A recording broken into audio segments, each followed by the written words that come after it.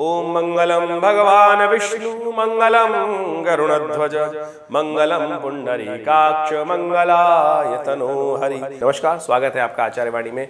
मैं आचार्य विक्रमादित्य आपके साथ हूं और आज का विषय जो हमारा है मेष राशि वालों के लिए नवंबर का अंतिम भाग क्या कुछ लेके आया है, भाग्य में क्या कुछ होने के योग हैं, भाग्य क्या खेल आपके साथ खेलेगा। देखिए, शास्त्र कहता है भाग्यम फलति सर्वत्र न च विद्या न च पौरुषम।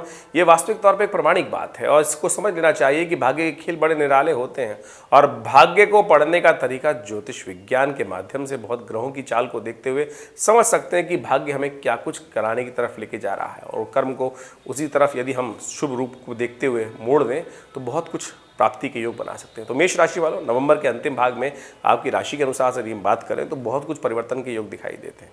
एक तो बड़ा महत्वपूर्ण परिवर्तन यह है कि बृहस्पति आपकी राशि में ही चल रहे हैं, उस वक्त राहु से के ग्रास से हट चुके हैं, लेकिन सामने शुक्र देव आने वाले हैं इसी नवंबर के अंतिम भाग में और बृहस्पति और शुक्र का समसप्तक योग बनेगा और कहा जाता है कि ये बड़ा विचित्र योग माना जाता है और इसके द्वारा एक तरफ से दैत्य गुरु, एक तरफ से राक्षस गुरु, दोनों आमने सामने होंगे। तो आपको अपनी चालों पर ध्यान देना पड़ेगा, कहीं हल्की सी चाल कहीं आपस में जो विशेष रूप से डिफरेंस ऑफ ओपिनियन ना उत्पन्न कर दे। बार बार कई जगहों में डिफरेंस ऑफ ओपिनियन की बात आ सकती है।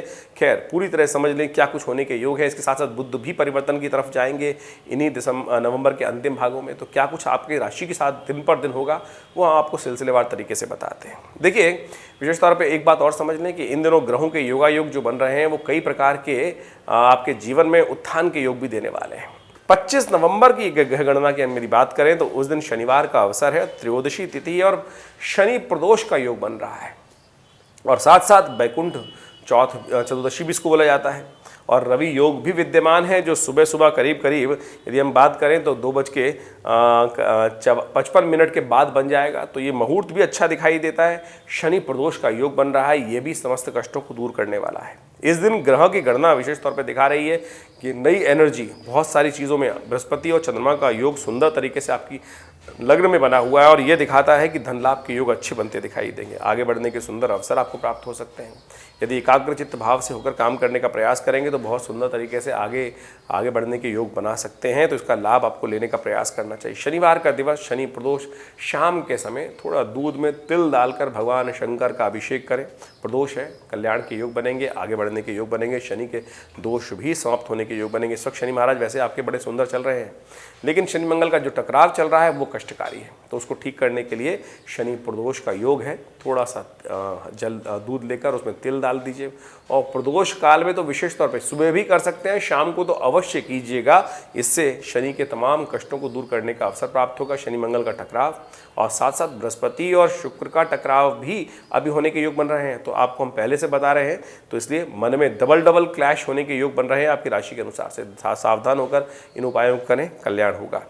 वहीं हम बात कर ले 26 नवंबर की, तो 26 नवंबर को ग्रह गणना विशेष तौर पर जो दिखा रही है, कई ग्रहों का परिवर्तन का योग बन रहा है।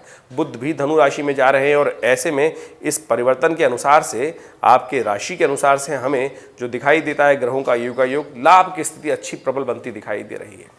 आप जो भी काम करें मन को एकाग्र करके करने का प्रयास करें। ग्रह आपके पूरी तरह से कई ग्रहों के अनुसार से पॉजिटिव चेंजेस आने के योग दिखाई दे रहे हैं। आपको स्वयं भी कुछ दिनों से लग रहा होगा कि आपके मनोमस्तिष्क में पॉजिटिव चेंजेस आने के योग बन रहे हैं, उसका पूर्ण लाभ आपको लेने का प्रयास करना चाहिए। अब समय आ गया है कि उसको अच्छे से यूटिलाइज करने का प्रयास कर लीजिए। देखिए, बुध परिवर्तन की तरफ जाएंगे अगले दिन सुबह करीब 6 बजे के आसपास और ये परिवर्तन आपके लिए बड़ा महत्वपूर्ण होने वाला है। अष्टम भाव से निकलकर नवम भाव में जो बुध का ये परिवर्तन होगा, ये आपकी बहुत सारी कार्यकुशलता को बढ़ाने का प्रयास करेगा। इसका लाभ अब आपको लेते हुए कार्य करने का प्रयास करना चाहिए। सुंदर योग बन रहा है, आगे बढ़ने का लाभ आप अवश्य लें। भगवान सूर्य का दिन है, सुबह सूर्य का अर्घ्य दें, कल्याण होगा, आगे बढ़ने के योग बनेंगे। वहीं 27 नवंबर की बात करें, सोमवार का अवसर, पूर्णिमा है और बड़ी सुंदर पूर्णिमा है, देव दिवाली।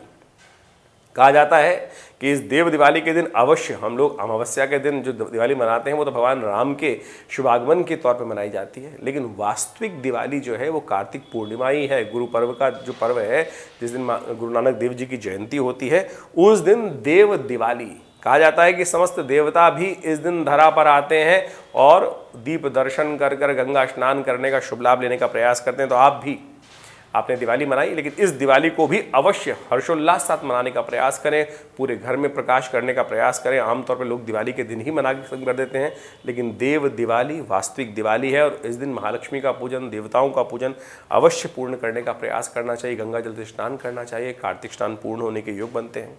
ग्रह योग आपके लिए बड़े सुंदर बने हुए हैं और माँ का आशीर्वाद आपके लिए बड़ा लाभ देने के योग बनाएगा। ग्रहों के यूटिलाइज करने के लिए आपको सुंदर तरीके से आगे बढ़ने का प्रयास करना चाहिए। समय अच्छा है और एक बहुत विचित्र प्रकार, सुंदर प्रकार का योग बन रहा है जो आपके लिए बहुत सुंदर रहेगा। आप किसी भी कार्य को करने से पहले यदि अपनी माता जी का आशीर्वाद लेकर चरण आगे बढ़ाएंगे, कदम आगे बढ़ाएंगे, तो देखिएगा भाग्य भी आपका साथ देगा। तो इसका आपको अवश्य उपयोग करने का प्रयास करना चाहिए। सुबह सुबह बुध आ चुके हैं आपके भाग्य में और ये भाग्य इससे बहुत सुंदर लाभ देने के योग बनाने वाले हैं। तो इस दिन का लाभ अवश्य लें, बड़े सुंदर तरीके से महालक्ष्मी का पूजन करें और कल्याणकारी योग आपके जीवन में अद्भुत बनेगा। यदि हम बात करें 28 नवंबर की, तो उस दिन मंगलवार का अवसर, प्रतिपदा तिथि है, मार्गशीर्ष का महीना आरंभ हो रहा है और ग्रह आपके बड़े अनुकूल हैं। इस समय में आपको पूर्ण तरीके से काम करने का प्रयास करना चाहिए। धन एकत्र करने का सुंदर योग बन सकता है और सुंदर तरीके से आगे बढ़ने के योग बनते दिखाई दे रहे हैं। मार्गशीर्ष का महीना है, कहा जाता है कि इस मार्गशीर्ष के महीने में भगवान विष्णु का विशेष तौर पर पूजन करने का प्रयास करना चाहिए।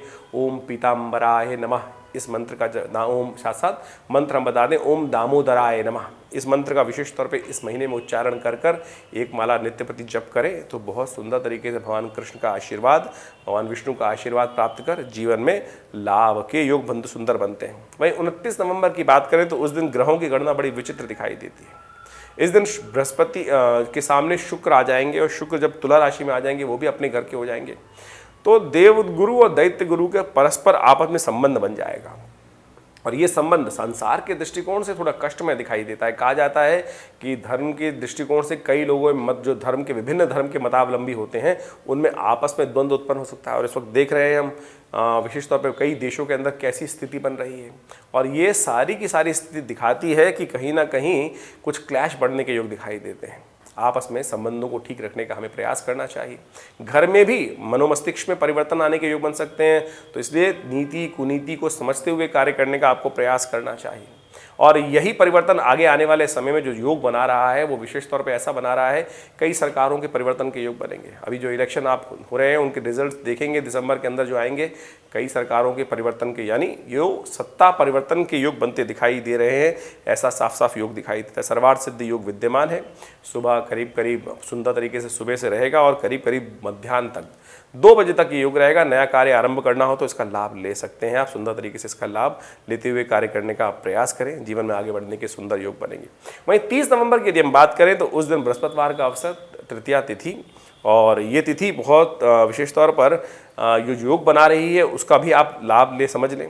देखिए पुरुषार्थ में वृद्धि करने के योग दिखाई देते हैं, लेकिन कुछ साथ साथ ऐसा भी लग रहा है कुछ लोग आपके टाइम को खराब करने के योग बना सकते हैं।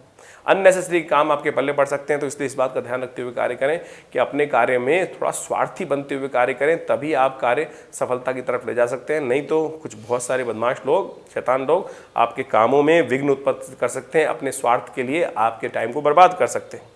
तो समय को समझते हुए, कार्य को समझते हुए आपको कार्य करने का प्रयास करना चाहिए।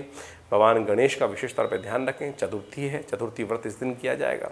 ओम गंगणाधिपतये नमः इस मंत्र का जप करते हुए गणेश जी पर दूर्वा अर्पित करके कल्याण का मार्ग प्रशस्त कर सकते हैं।